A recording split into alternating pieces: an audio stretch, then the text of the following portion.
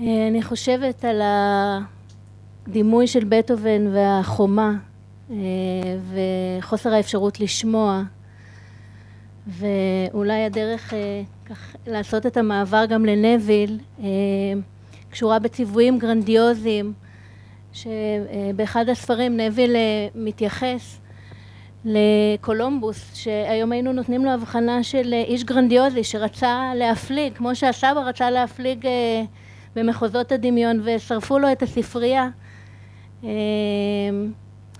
על איזו התבוננות אחרת אפשר לעשות בשיגעון, בחלקים המשוגעים, בחלקים הגרנדיוזיים. אז אני, שוב תודה חני, אני רוצה להזמין את נוויל סימינגטון, שכבר יושב, להציג אותו. הוא אחד הפסיכואנליטיקאים המוכרים בתחום הפסיכואנליזה בת זמננו. התרומה שלו מתבטאת בתיאור בהיר של תיאוריות מורכבות, וזה מורכב לתאר בצורה בהירה ונהירה דברים כל כך מסובכים, עד כדי תחושה שאולי אפשר להבין אותם. הוא חבר בכיר בחברה הפסיכואנליטית הבריטית, בחברה הפסיכואנליטית האוסטרלית ובאגודה הפסיכולוגית האוסטרלית. רוב ההכשרה של נוויל נעשתה בחברה הפסיכואנליטית הבריטית ברוח הזרם העצמאי, וכשהיגר לאוסטרליה הוא כיהן כיושב ראש המכון לפסיכואנליזה של סידני, כנשיא החברה הפסיכואנליטית האוסטרלית, ובשנת 2007 הוא הקים ארגון שמתמקד בפסיכותרפיה שניתנת למטופלים פסיכוטיים. הוא מחבר של מאמרים וספרים רבים, ואני אשאיר לו את הבמה להמשך. תודה. I don't understand Hebrew, but I do know that those last few words were to do with introducing me and mentioning some of the achievements. If Bion was listening, he would say loaded with honors but sunk without a trace. And it's serious, actually. You know, one hears people introduced with all these achievements. It tells you nothing about the person. There have been the most shocking characters who've had all sorts of high positions.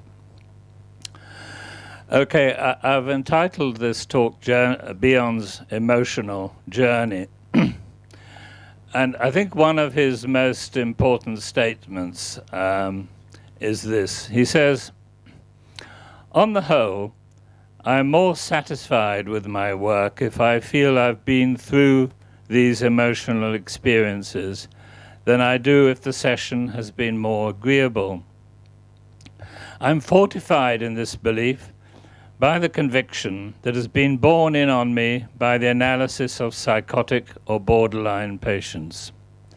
I do not think such a patient will ever accept an interpretation, however correct, unless he feels that the analyst has passed through his emotional crisis as a part of the act of giving the interpretation. This also means that he has the view that the patient can tell, actually, whether this is an experience which the analyst himself has passed through. I was saying last night in a talk elsewhere that when I first went into analysis long ago, that wasn't with my training analyst, I fell into the most appalling depression that lasted about 2.5 years. A depression so great that if I had a glass of water here and wanted to drink, I couldn't make the effort to pick up the glass. It was a depression of that nature. Now, over the years, I've treated many people with depression. I do think somehow it makes a difference that I do actually know what it's like. Anyhow, so I do think this point of Bion's is an extraordinarily important one. Just before that statement, Bion refers to experiences of persecution and depression. And so he clearly is telling us that he himself had been persecuted and depressed. Emotional crises were familiar objects in his landscape. In one of his Brazilian lectures, he says that sometimes one does not know whether one is breaking up or breaking down. So this was not just a past event, but one that was an ongoing one. So the patient will receive an interpretation that comes from that place, but why? It is because he's with a comrade in suffering. I once had good close contact with a patient for a series of 4 sequential sessions. She said to me, "You could not have such a good understanding of what I'm going through unless you had been through such experiences yourself." It also means that to receive an interpretation of this kind disrupts parts of myself and the way they're connected to each other. The house of cards comes tumbling down. No one can manage this unless she is in the company of another who is there too. The building has to collapse, and only then can it be rebuilt. When I'm with another who has done it, then maybe I could take the risk. The particular way in which the other has to be present is also crucial, and I'll talk about that a bit later. But how does the person know that this other has been through a cognate experience? To answer this, I think we have to open our minds to 2 levels. That of the whole human race, the human community in its totality, across race, gender, age, in the present era and the past, and that there's a shared medium which makes communication possible.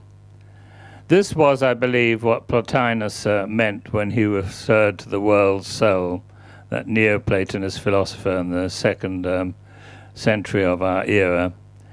There are within this vast human concourse many subcategories.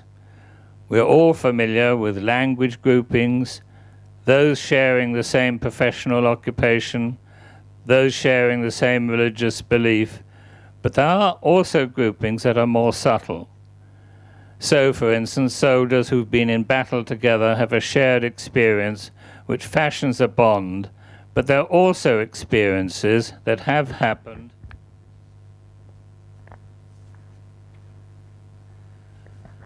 at a particular time to one person, and here now it's happening to another person 40 years later. I'll tell you of an experience of mine of this nature. It was concerning a young 15-year-old girl who was sent to see me, and the word sent is operative. She had gone to a seaside resort with her parents, and she was playing on the beach, making sand castles, while her parents were swimming in the sea. There was an undertow, a rip, and her mother and father were carried out to sea, and then were unable to get back to the shore, and were struggling in the ocean in a helpless state. Luckily, the lifeguards saw them and went out in a lifeboat and pulled the 2 of them into the boat and brought them back to the shore. They placed them on the sand and set about giving them the kiss of life. A ring of people surrounded their immobile bodies, and their 15-year-old daughter, my teenage patient, joined them. As she was standing there, looking at her inert parents, she heard one of the people saying, "They're dead."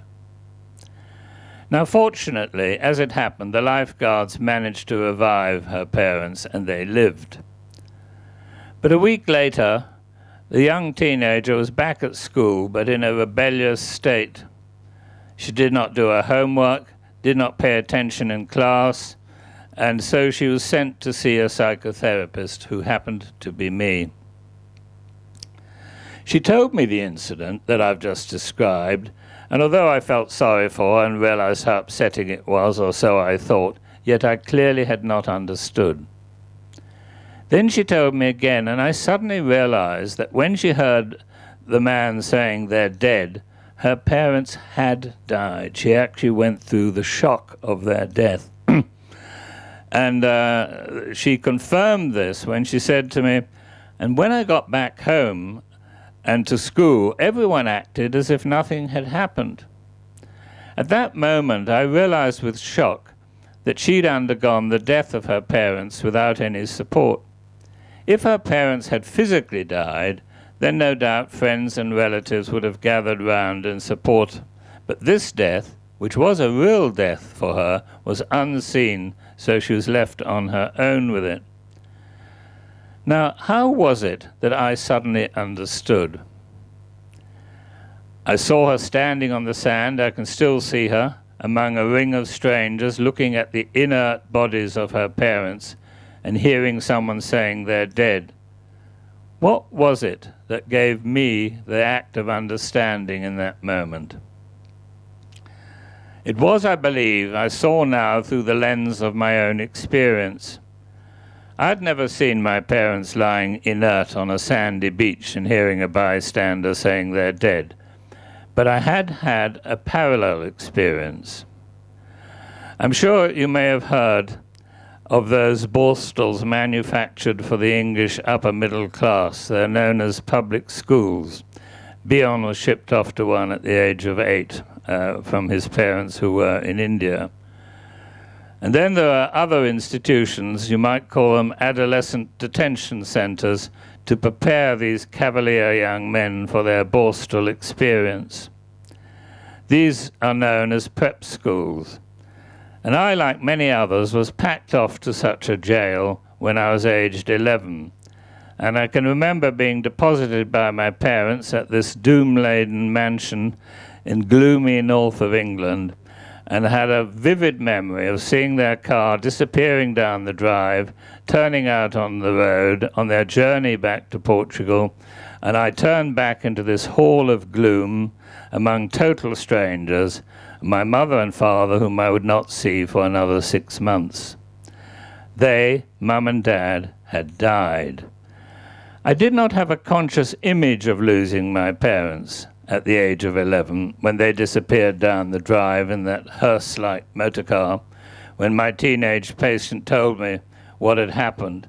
But on the second occasion when she told me, a creation occurred where I transformed a piece of detritus into a lived personal experience. She was no longer with a stranger, but with a fellow sufferer. I also was wrested from isolation in that moment. We were together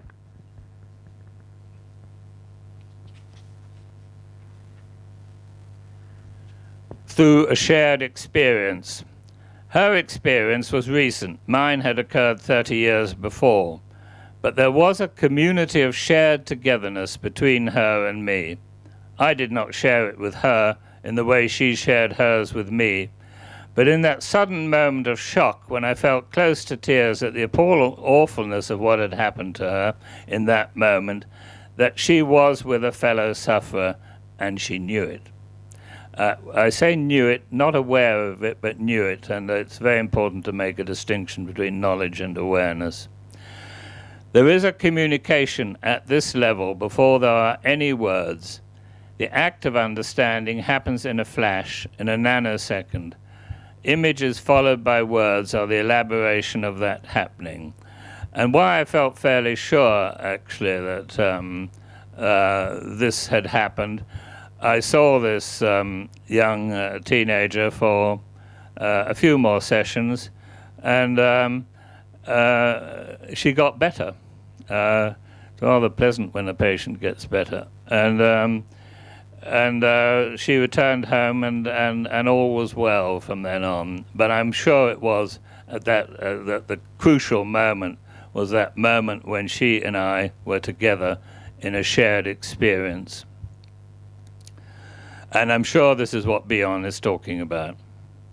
What I'm saying here is that communication of the analyst with the patient is only effective if what is being said by the analyst is in some way similar or equivalent to the patient's dilemma.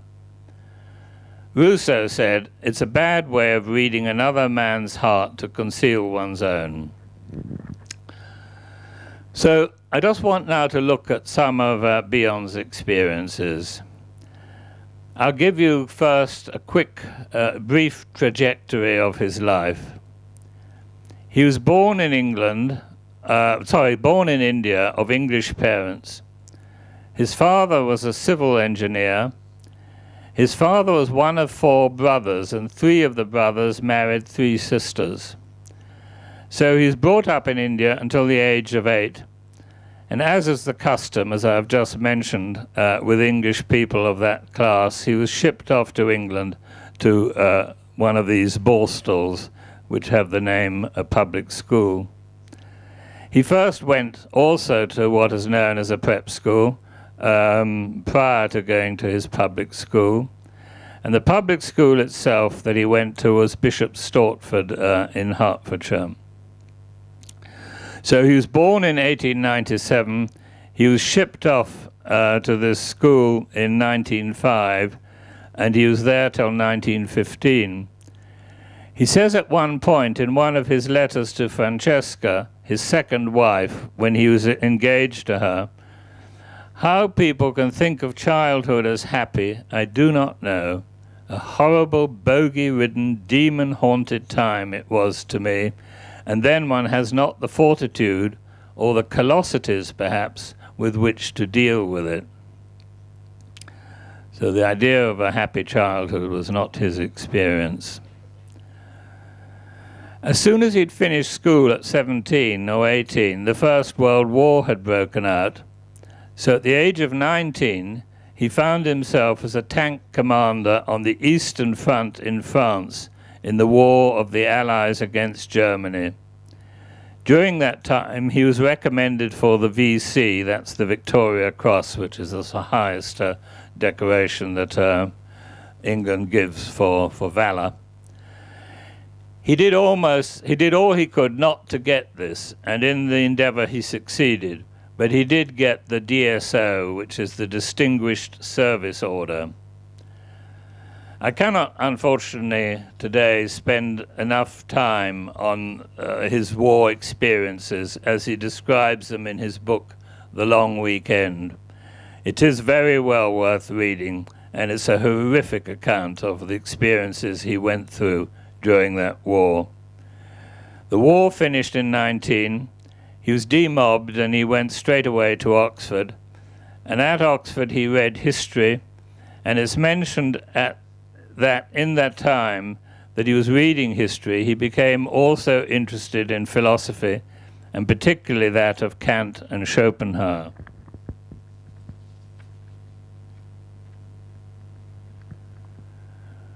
When he had finished at Oxford, he wanted to learn French, and so he went to Poitiers for 18 months to improve his French. When that was finished, he went back to his old school, Bishop Stortford, where he had been a boy, and he went there as a teacher. He was not there very long when a very strange incident occurred, which I've never seen properly explained, but I'll just read it to you, as Bleandanu in his biography of Bion recounts. He says, "A surprising event concluded Bion's teaching career. He was friends with one of the students, an intelligent and athletic boy whom he'd invited from time to have tea at his house. Bion thought this boy must have a very attractive mother or sister, and suggested that he might bring his mother with him to tea. The mother arrived by herself and was far from being the beauty that Bion had hoped for. He found a large, gaunt, flushed, shifty, and uncommunicative woman who seemed to be hostile towards him. Although tea seemed to be convivial enough, the next morning Bion was summoned by the headmaster, who'd been notified by the mother that her son had been the victim of sexual advances from his teacher, and despite all his protests, Bion was asked to resign on the spot, which he did. So that takes us to 1922, and he then went to study medicine at University College, and he was there from 1922 until 1930. He must have realized at that time that he had problems, and he went into psychotherapy treatment with Dr. Hadfield. Dr. Hadfield was a well-known therapist at the time and wrote a famous book on nightmares. Bion refers to him as Mr. Feel It in the Past, and having had some analysis or psychotherapy with him, he then went and had analysis with John Rickman. Rickman was a well-known analyst in the British Psychoanalytical Society. He was analyst, for instance, to Pearl King, who's still alive, and other significant analysts. Sometime during this period, he proposed marriage to the sister of an old friend of his, and after a short while she turned him down. He felt rejected by it, and when I come to talk about his character, I'll refer to that again. Towards the end of the war, in about 1943, he married an actress, Betty Jardine. He'd been married to her for 18 months when she became pregnant. He was in Normandy when she gave birth. He was in Normandy helping disturbed soldiers. This is now in the Second World War. So he was in Normandy when she gave birth, and he received a telegram to say that she'd given birth to a baby girl who was named Parthenope. 3 days later, he got a telephone call to say that his wife had died very suddenly. It seems to have been an embolism to the heart. So he rushed home, and there he was, bereaved of his wife, with a young baby, Parthenope, to look after. And the other thing that happened at that time was known as the Northfield Experiment, and those of you who have read his book on experiment and experiences in groups will know what happened in the Northfield Experiment. I think personally it's extraordinarily interesting the way he handled the situation there, which was also very typical of him. It was typical of him actually because he found when he was in his office that he kept on being interrupted. Now, many a person in charge of such a unit would just put a notice on their door and say, no disturbances, please, between 10 and 12. But he realized that if this was happening to him, it was happening to the whole community. And he set up a whole system to engage people in activities that this wouldn't continue to happen. Now, the next subtitle I've got here may shock you, and it's I've entitled it Bion's Own Psychosis. In the long weekend, you can read of the tumult of mud, slaughter, and disaster, which was the First World War. And if you've read the long weekend, there was an occasion when he was in the tank, and he moved the tank towards the machine gun, and the machine gun bullets coming on the outside of the tank. He and the others managed to escape out of the tank finally, and run into a wood. So, as I said, he was decorated for bravery, receiving the Distinguished Service Order, and he returned to London to receive it from King George V at Buckingham Palace. He has an amusing little vignette there, actually. As he was in the queue waiting to receive the medal from the king, a sergeant said, "No, you mustn't start any conversations with the king, you know." But when he actually got there and received the medal, the king started talking to him. And he said, "I don't know why the sergeant didn't tell the king that he shouldn't enter into conversations with people." So there he is, for a moment, free from the blood and savagery, and then he makes this extraordinary statement, and I haven't really seen others. I have a feeling it sort of somehow escaped people's vision. He said, "Relations with anyone I respected were intolerable, notably with my mother. I wanted nothing except to get back to the front, just to get away from England and from her. It's such an extraordinary statement when you think what was going on at the front and the blood, and he saw people being killed in front of him and so on, and somehow that was preferable to being with his mother. So the inner relations with his mother were worse torture than being in the midst of people being mercilessly killed on all sides. And he recounts that after he came out of Buckingham Palace and his mother was sort of waiting outside for him, he said, "My mother, defeated and helpless in the face of my taciturn moroseness, asked if I knew the riddle of the miser's most hated flower. 'It's the anemone,' she cried, because it reminds him of someone saying, 'Any money, any money.' My response was a stony silence, which was so hostile that it frightened me."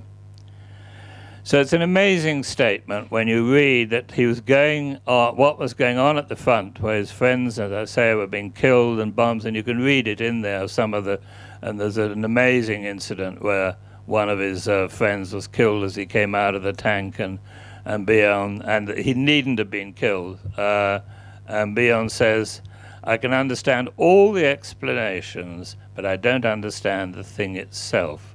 And I do think that's a very important element, actually. I try very hard these days when seeing patients not to give explanations. I remember some years ago, a patient, a woman, said to me, "Will you stop giving explanations?" And I thought it was right. So I have the notion that actually he was severely ill. He had a psychotic illness. And now I'll read you the whole of a passage, because he tells the madness that had taken possession of him. What happened, this was now, of course, in at the end of the Second World War. He bought himself a house at a place called Ivor, which is to the west of London, and he employed a nanny to help look after his baby daughter, Parthenope. And this was before he'd married his second wife. He says, "That something was wrong, must be wrong, was brought home to me one weekend when I was sitting on the lawn near the house and the baby was crawling near a flower bed on the opposite side of the lawn. She began to call out to me. She wanted me to come to her. I remained sitting on the lawn near the house, and the baby was crawling near a flower bed on the opposite side of the lawn. She began to call out to me. She wanted me to come to her. I remained sitting. She now made to crawl towards me, but as she crawled out towards me, as if she expected me to come and fetch her, but I just remained sitting.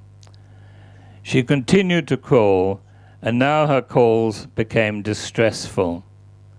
I remained sitting. I watched her continue on this painful journey across the vast expanse, as it must have appeared to her, that separated her from her daddy.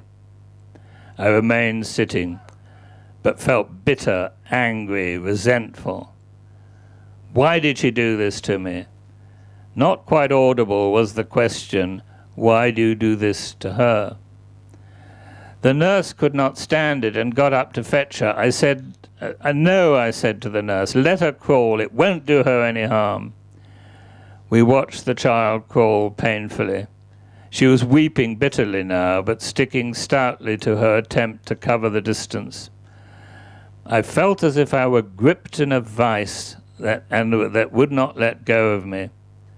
At last the nurse, having glanced at me with astonishment, got up, ignoring my prohibition, and fetched her, and the spell snapped.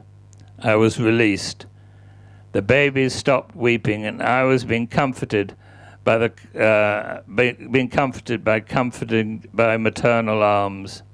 But I had lost my child. I do hope there's no future life.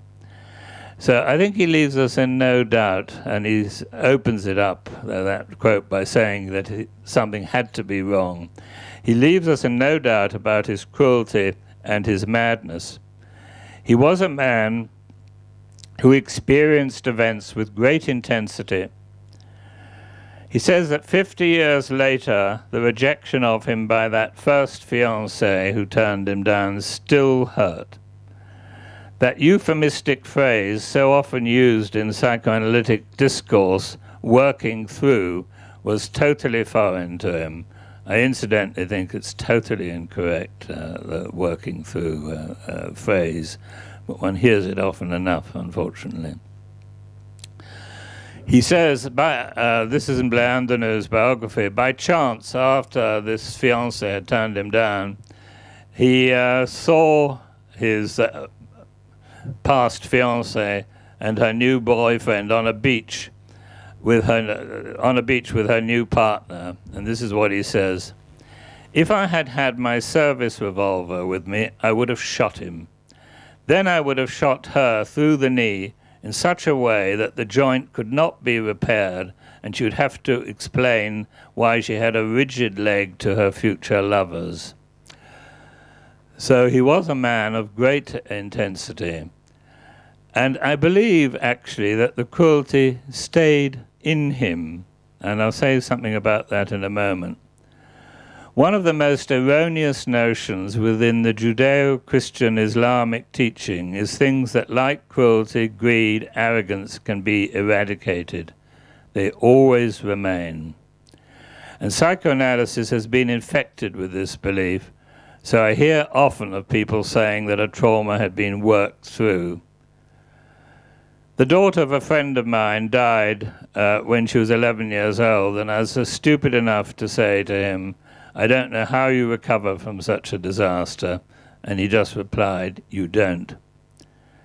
Many years later, a good friend of mine, Bob Gosling, who was chairman at the Tavistock Clinic when I was there, had been in analysis with Bion. When Bob's father was dying, he spoke of it with tears on many occasions in his analysis with Bion. One day, Bion said to him, "You've told me many laudable things about your father, but his dying is not one of them." It's quite, at the surface, that sounds quite a cruel type of statement. And Bob stopped crying. It was, however, I believe, a cruelty that was constructive and not destructive. Now, to understand this, I need you to follow me closely, because I think this is actually what happens. There's a transformation, so the cruelty remains, but it becomes held in a different emotional handling. So my next subheading, which might surprise you, is Bion's relinquishment of psychoanalysis. When Bion wrote Transformations, he introduced his readers to O. He had already intimated it in Elements of Psychoanalysis when he said the following: "I shall therefore close the discussion by assuming there is a central abstraction, unknown, because unknowable, yet revealed in an impure form in statements such as container or contained, and that it is to the central abstraction alone that the term psychoanalytical element can be properly applied to the signs," he uses of male and female signs, "allocated." So the assertion of a central abstraction was already in contradiction to the limited perspective which Freud had laid down as the fundamental dogma defining psychoanalysis. Jung says in his autobiographical book, Memories, Dreams, Reflections, he says, "I can still remember vividly how Freud said to me, 'My dear Jung, promise me never to abandon the sexual theory. That is the most essential thing of all. You see, we must make a dogma of it, an unshakable bulwark.'" What Bion was proposing meant that Freud's view that the sexual etiology of neurosis, which was itself an instinctual tributary of the overarching view that the struggle for survival, of which the instincts are servants, was itself only one of many impure manifestations of an central abstraction. He realized the error of making a sensation-based system into an ultimate. This is the reason why all psychoanalytical interpretations, I believe, of Bion, are nearly all of them are wrong. They are implanted within this very limited, so-called psychoanalytic perspective. Bion's O is being seen through a distorting lens. This is why one constantly hears of analysts giving it a sensual meaning. They speak often of a moment of O, and even conferences are convened to promote group experiences of O. When Bion moved to his formulation of O, it meant an abandonment of any view that made what is a manifestation only into the thing itself. When Freud laid down the sexual etiology of neurosis into an ultimate rather than a manifestation of an ultimate, he laid the groundwork for an error that turned psychoanalysis into a minor sectarian movement.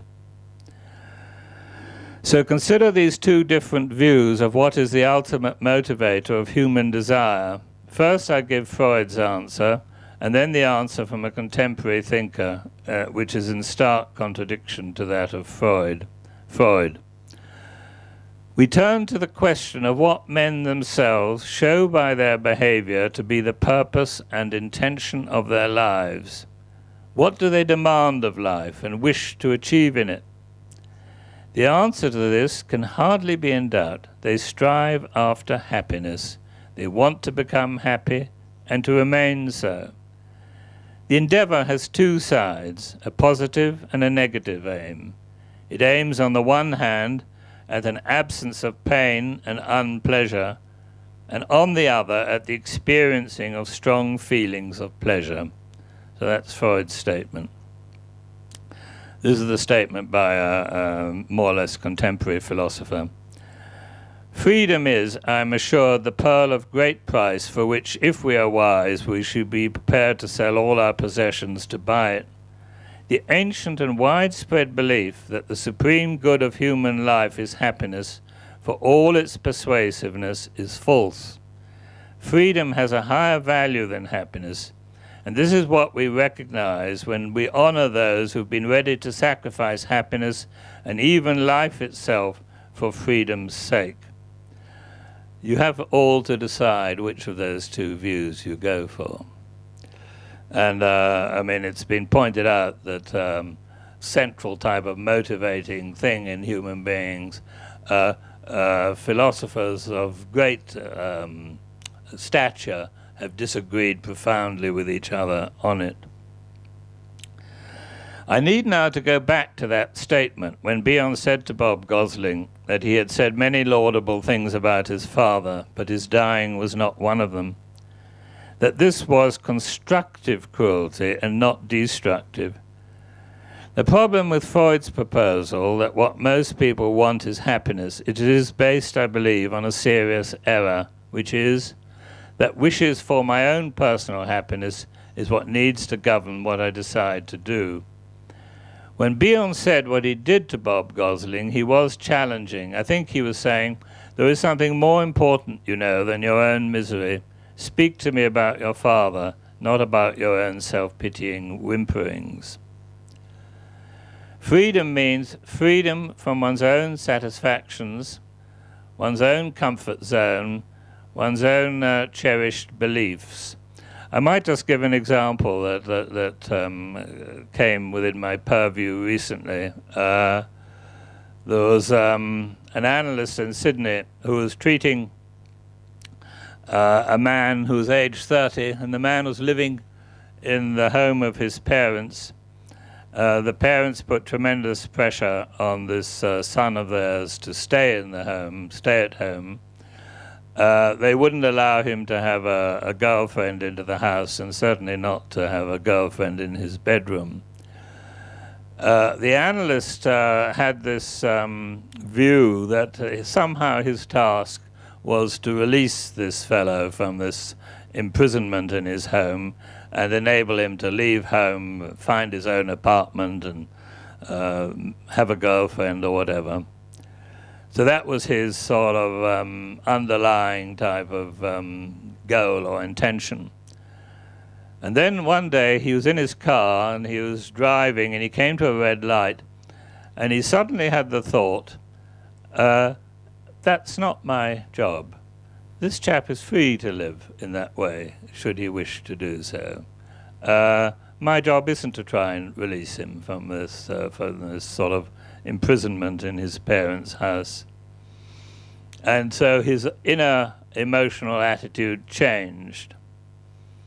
A week later, the chap left home and found his own apartment. And I can give you many other instances of that. But the subtlety with which people do espouse desires of one sort or another for their patients is tremendously common. And it's of course why Bion said that one needs to be without memory or desire. It's similar, actually Marion Milner has said a very similar thing using different language. But I do say this actually because freedom is absolutely, was a central way of thinking in Bion's thought. In one of his, I don't know if you've read a little thing of his 4 discussions with W.R. Bion, and he's in a seminar, and a woman is talking about a patient of hers, a woman who is sexually promiscuous, and she says to Bion, the woman is frightened that I'll think that she's a whore, a prostitute. And Bion says to her, but you're free to think that. And so the woman says, so you mean, do you mean that that she is? I said, no, I'm not saying that. I'm just trying to draw your attention to the fact you are quite free to think that. And so it's a very important, I think, crucial thing that Bion had very centrally in his mind that to be controlled by the thoughts of others, there's a problem. Freedom means that there is something greater than me, that transcends my own dear cherished belief, whether it be Freud's sexual theory, Jung's archetypes, Winnicott's true and false self, Melanie Klein's paranoid schizoid position. I was asked recently whether I was a Bionian. I hope to goodness I'm not. Some years after Bob Gosling had finished his analysis with Bion, the 2 men went to a group conference in Leicester, and they were sitting together, and one person after another was getting up on a platform speaking about Bion, Bion this, Bion that. Bion turned to Bob and said, must be very interesting, this fellow, Bion. And I think it meant, of course, that this isn't me they're talking about. When they're talking like this, they're not free. They're chained to a scarecrow. They're unable to free themselves. To be free is exceedingly frightening. We all run from it. We flee from it by controlling the figures around us, controlling our sexuality, controlling our desires, controlling the unpredictability of life, which of course we can't ultimately control, and control our own inner waywardness.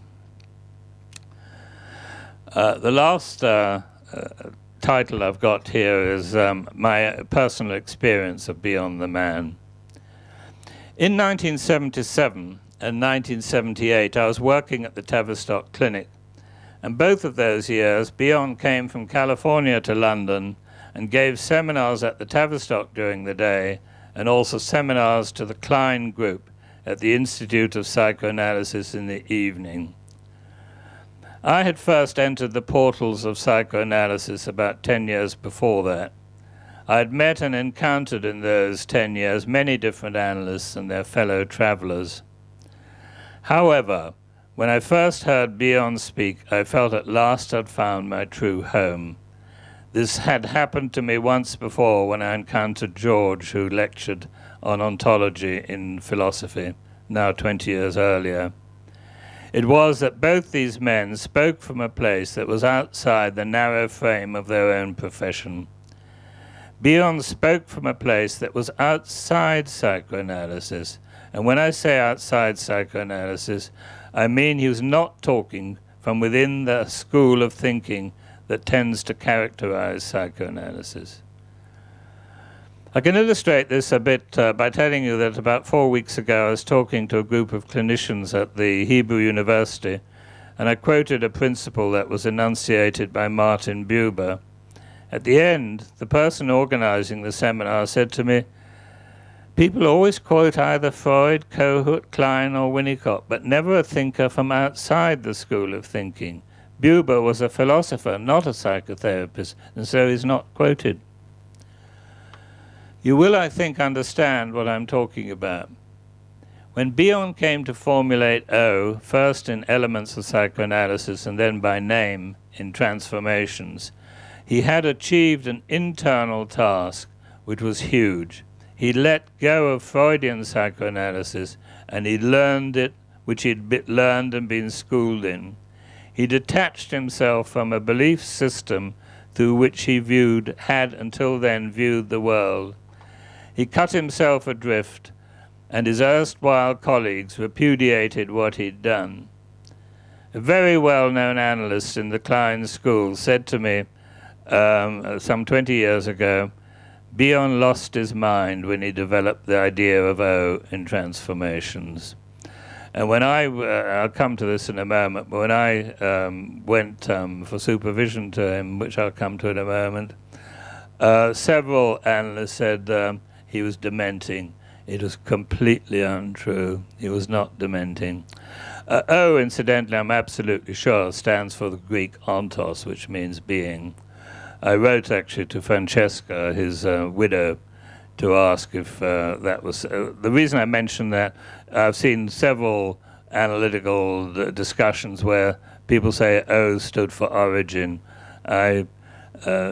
Francesca didn't know why he chose O, but he did use Greek letters with alpha and beta and so on, and his definition of O in attention and interpretation is exactly consistent with O standing for ontos, being.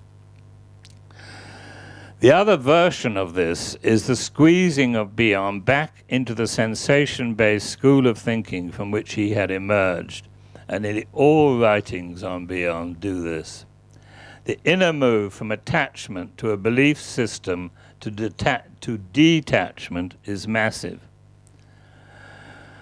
I had undergone something of this nature myself when I first encountered Bion, and I think I instinctively recognized it. So for 2 years I went to all those seminars he conducted at the Tavistock during the day and those he presided over at the Klein group at the Institute of Psychoanalysis in the evening. Now one evening at the Klein group he said of psychoanalysts talking to their patients, "Most psychoanalysts do not believe that this strange conversation works." I was amazed when I heard this. I was just recently qualified, and it seems such a surprising statement. No one said a word, incidentally, when he said this, or quite a lot of us in the seminar.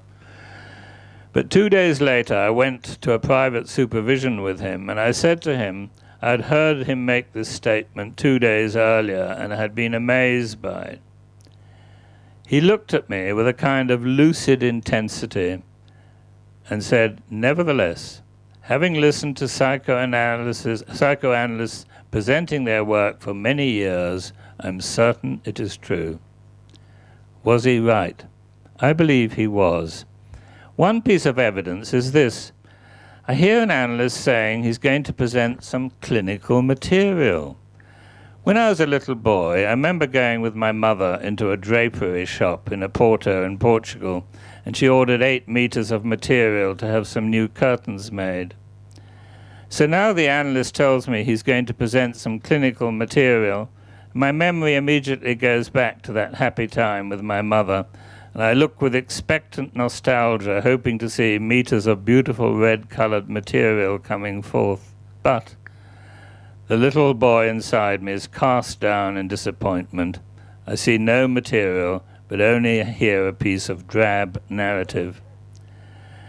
There's absolutely no need to fabricate terms like clinical material, for what is the record, in fact, of a piece of communication which occurs between two people. In that supervision I had with Bion, it was a great relief to me when he said several times, "Now please tell me the next bit of the conversation."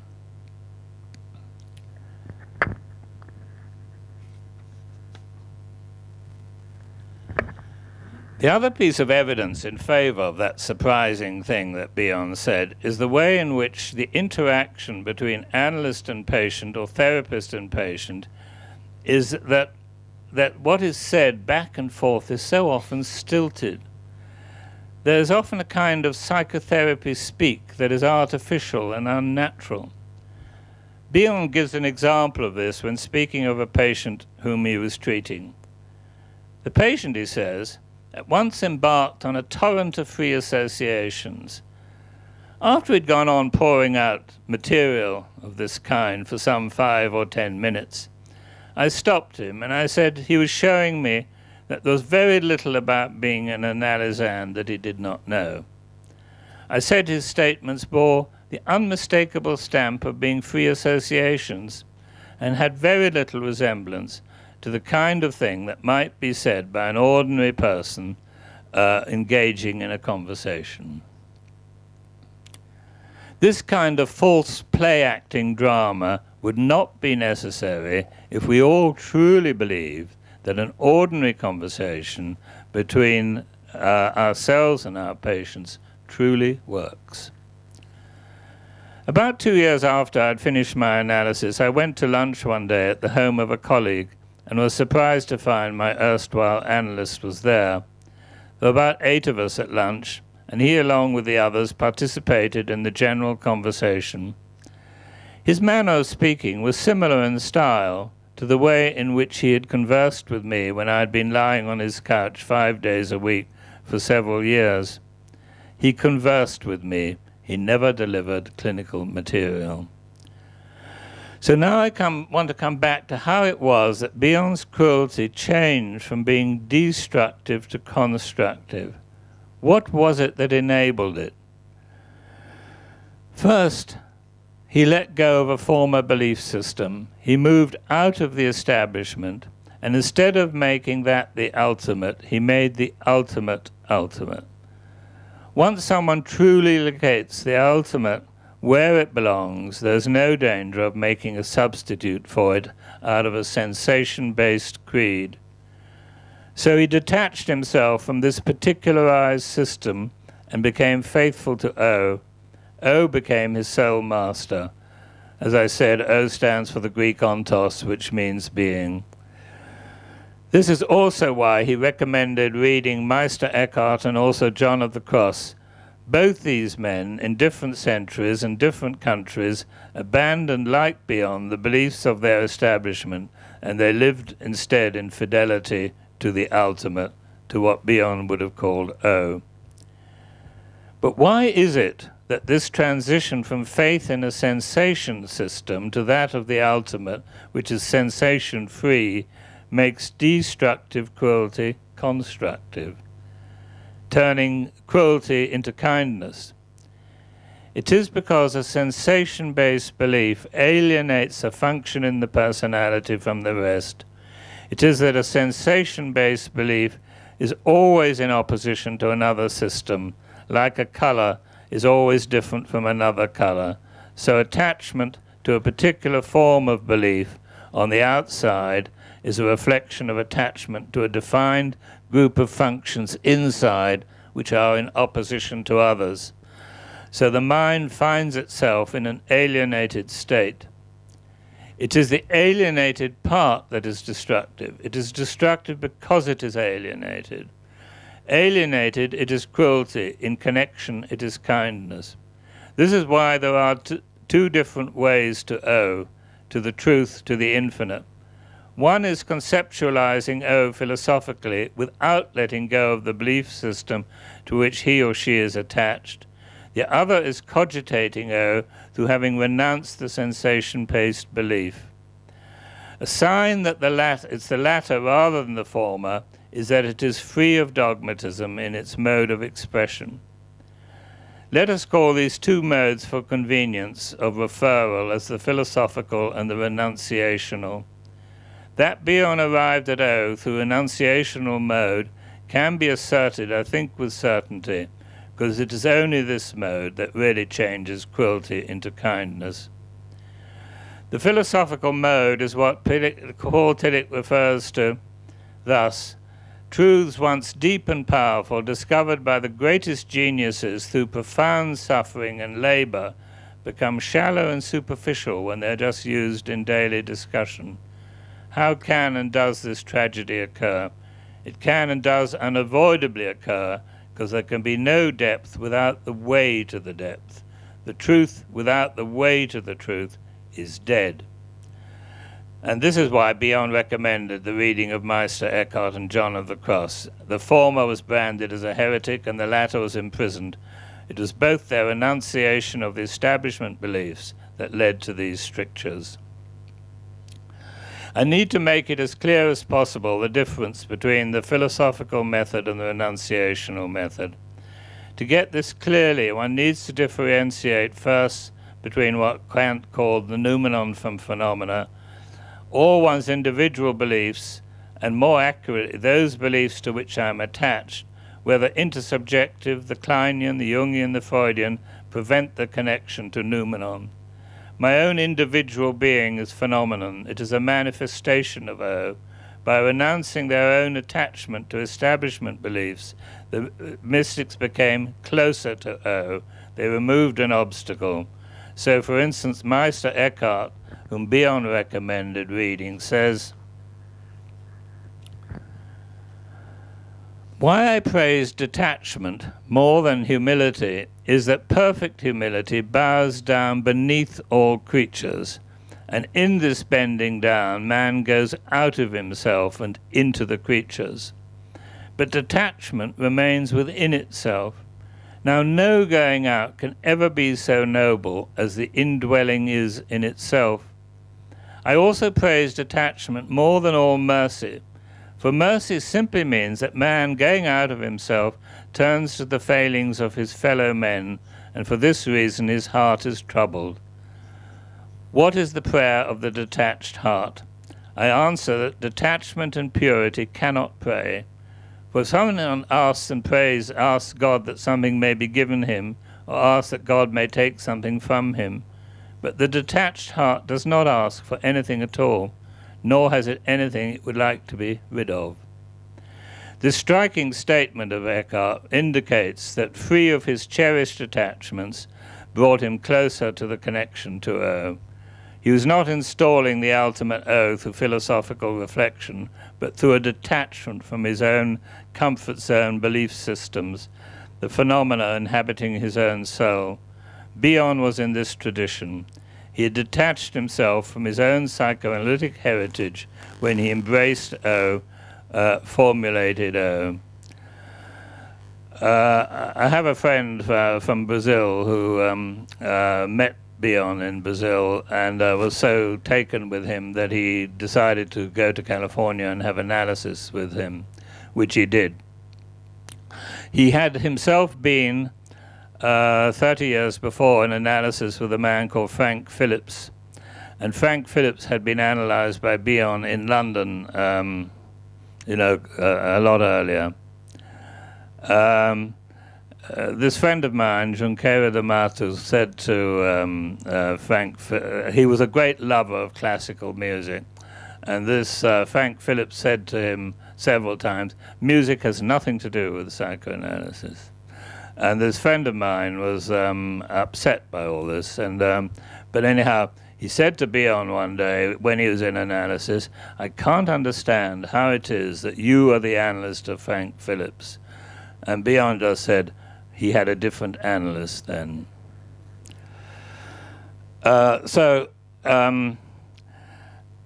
I think for a while there is evidence that Bion remained attached to the paranoid and depressive positions of Melanie Klein, but finally it is clear to me that he let go of these. If you read his later works like Bion in Rio and Sao Paulo and Bion in New York and Sao Paulo. And to me, it's absolutely clear that he'd completely let go of that.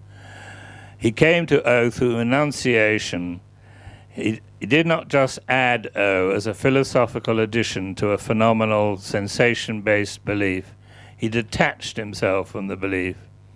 He no longer believed in that type of psychoanalytic theorizing. He used the word, which is confusing, but he had moved out of it to a different dimension. So he says, for instance, psychoanalysis tells you nothing. It is an instrument like the blind man's stick that extends the power to gather information. What is it that enables someone to be detached rather than attached to external device, an external belief, or a system of thought? The core of the personality is, I believe, imagination, or better put, bhavana, which is a Sanskrit word meaning an inner elasticity or responsiveness to the variety of events that touch upon the personality. When bhavana is paralyzed and unable to function, then the personality resorts to an inflexible and rigid guide on the outside to which he or she attaches himself or herself. So psychosis or madness is when bhavana is strangled, and sanity is when there is a free responsive mode with no need to be glued to a system of thinking. And what I refer there to as imagination or bhavana is a correlate of Bion's alpha function. The inner core is frequently paralyzed. The sign that this is so is the attachment to theories which is so common politically, religiously, aesthetically, and, unfortunately, within psychoanalysis. Some may think that by beliefs I refer to prominent, well-known beliefs like Buddhism, Judaism, Christianity, Islam, Freud's etiology of neurosis, or Jung's archetypes. I do mean these, but also homemade belief systems. There are many beliefs that are shared by small groups of people and are not articulated as clearly as these widespread systems. But nevertheless, these small, almost unknown systems are equally powerful, and if not renounced, lead to the kind of shallowness that Tillich refers to. O, which is being, is just itself. When Bion let go of faith in a limited system and entered into relation to the ultimate, then all functions, all elements share being, so cannot be in alienation from one another. For this we must thank Bion for treading this pathway. Each have a pathway to tread. Only Bion treads the Bion pathway. Each has his own to tread. Thank you. אם הקהל מעוניין לשאול את נוויל שאלות, או את חני, או את יולנדה, אני מזמינה גם אותן לכאן. אתם יכולים לשאול בעברית, יש לו תרגום. Well, I'll tell you briefly how I came to why I went for supervision. The patient from whom I have learned most in my sort of analytical career was a woman who came to see me subsequent to a psychotic breakdown, in which she, in the psychotic breakdown, she had a sort of hallucinatory belief that she, joined to her mother, was strangling her boyfriend, who was called David. And she was turned down as a patient by the Tavistock Clinic. She was turned down also by the London Clinic of Psychoanalysis. And I was at that time working in a small psychotherapy centre in the centre of London. And so she came to me. And I was, of course, omnipotent enough to take her on. And for the first 3 months, she conversed in what one might call a fairly normal manner. And then after there was a break, and after the break, when she came in, the moment she came in, I knew something had happened. Her eyes were in a starry state, and she sat down on a chair, and she didn't say anything. After 10 minutes, staring at the wall, she said, "Blue circle." Another 10 minutes went by, and she said, looking at the carpet, she said, "Giraffe." And I thought, my heavens, I haven't been trained for this sort of thing. And but I just had one notion, which was I must try somehow or other to stay in communication with her. And so just letting my mind go, I said, you think of me as a tall, superior being looking down on you, and it feels exceedingly cold and unpleasant. Had no idea whether that was right or wrong. It went on for about 4 to 5 months. All her communications were of that sort, and that's the way I made up a narrative.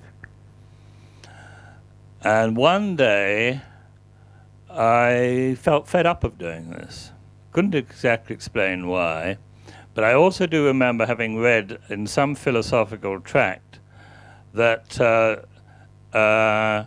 consciousness is the joining up of discrete images, and somehow I thought, well, actually these discrete images is like the consciousness function had not sort of got going. And so taking a deep breath in the next session, she started again with a couple of images, and I said to her, "You want me to join these into a story because you believe you're not able to do it yourself." And that was the end of the honeymoon between me and her. She became absolutely enraged with me, furious, and abused me, and I had no idea what women's problems were, as a typical male chauvinist pig, etc., etc., etc. And it's rather strange, actually, because I was at that time attending seminars being run by Herbert Rosenfeld, and he was the great doyen of understanding psychosis. But for some reason, I didn't want to present to him, and I think it was, I felt that he'd be too sort of dominant or something over me. But I had a feeling that Bion was the man. So I presented her to Bion. Now, the very first thing I said to Bion was, and so I explained how she came and to me. And he said, so she had the idea, did she, that you'd be able to help her? Didn't say any more than that. I knew, of course, exactly what he meant, because in the psychotic part of the personality, there's an omnipotence and the sort of the notion that one is in some divine being is sort of rooted, and that I was colluding with that, even in the thing of taking her on. But Bion had this delightful way of just putting, I mean, he didn't say, "Are you sure you weren't being omnipotent?" or anything. He didn't, his mind didn't work that way. And so then I told him about all these discrete images and so on. And then I told him about the interpretation, which I've just told you. And I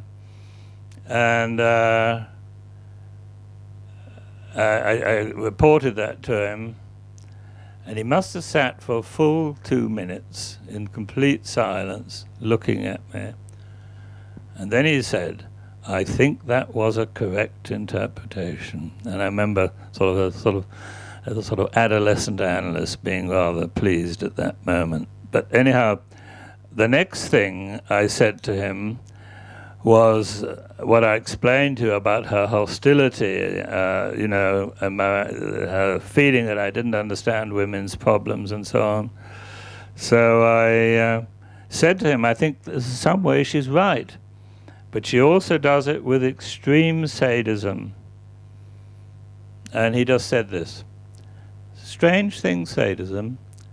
It only works if the victim is helpless, nothing else." But to me, he had a delightful way of speaking that way. And the other thing that came across to me, he understood in a deep way pain.